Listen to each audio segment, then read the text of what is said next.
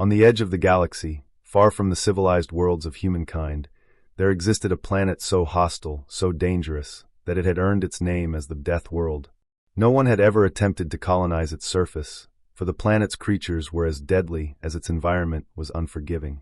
The planet's atmosphere was thick with toxic gases, the ground constantly shifting with violent tremors, and the skies were lit by storms that raged without warning. Every inch of the landscape seemed designed to kill any living creature that dared to step onto it. Its jungles teemed with predators that stalked anything that moved. Its deserts were home to serpentine monsters that could burrow through the sand at terrifying speeds, and its oceans harbored deep-sea beasts that would tear apart any ship unlucky enough to sail into them. For centuries, humanity had been aware of the Deathworld, but had considered it off-limits, a place of myth and danger that no explorer had ever returned from. However, as the colonies expanded and resources became scarce, the need for new frontiers pushed humanity to take risks. That was how the Terran Expeditionary Force came to be, a group of elite soldiers, scientists, and explorers sent to tame the unthinkable, the Deathworld. The team arrived with the latest technology, advanced armor, and weapons designed to withstand the harsh conditions of the planet. Their mission was clear: to study the creatures of the Deathworld, understand its ecosystem, and figure out a way to make it habitable. They had no illusions about the challenge ahead, but they were prepared to face the planet's wrath with all the might of humanity's ingenuity. The first few days were a nightmare. The team quickly learned the brutal truth of the Deathworld. The atmosphere was filled with acidic rainstorms, and the ground was alive with shifting tremors. Even the smallest steps could trigger landslides, and the jungles were home to vicious beasts that seemed to appear out of nowhere. In the first week, the team lost half of their supplies to a massive storm, and within the first month, they had lost 3 of their strongest soldiers to a pack of giant, predatory creatures, monstrous, 6-legged beasts with jaws capable of crushing bone. The expedition was on the verge of retreating when they made a discovery that would change everything: a strange pattern in the behavior of the planet's creatures. Amidst the chaos of their survival, one human, Captain Kira Alara, noticed something that none of the others had.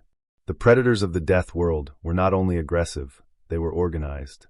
The creatures appeared to communicate with each other, coordinating attacks and hunting in packs with startling intelligence. Yet, there was a surprising element in their behavior.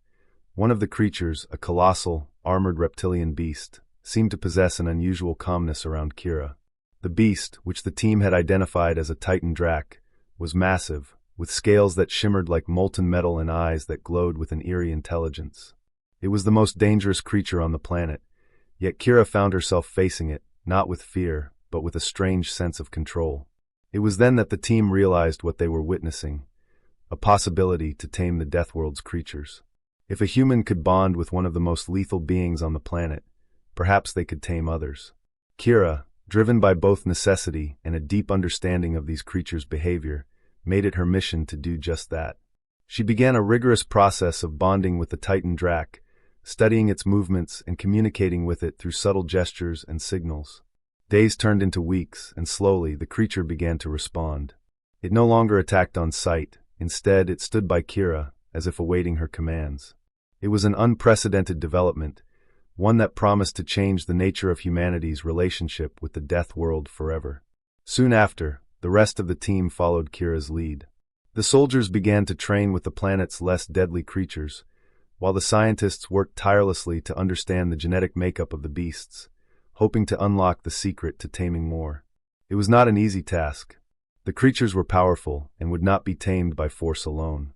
Each creature required a unique approach, but with time and careful observation, the humans started to form bonds with them. The once deadly beasts of the planet were now allies, capable of aiding the humans in their exploration and survival. As the team grew more proficient in working with the Deathworld's creatures, they discovered a deeper truth about the planet. The creatures weren't just mindless monsters. They were part of an intricate, balanced ecosystem, each creature playing a role in maintaining the delicate harmony of the planet. The humans had come with the intent to conquer and control, but in their time on the planet, they had learned to coexist with it, respecting its power and its mysteries. Captain Kira Alara, now regarded as the pioneer of the new relationship between humanity and the Deathworld, became a legend in the galaxy. She and her team had done the impossible. They had tamed the untamable, formed bonds with the most dangerous creatures in the universe, and proved that humanity's survival could depend not on conquering a world, but on understanding and adapting to it. The Death World, once a place of death and desolation, had become a symbol of humanity's resilience and adaptability. It was no longer just a deadly planet. It had become a home, a world where humans had not only survived but thrived alongside the very monsters that once threatened to destroy them. And in the end, it was the humans' ability to tame the Deathworld's creatures that ensured their future. They had not only conquered the planet, they had become part of its wild, untamed heart.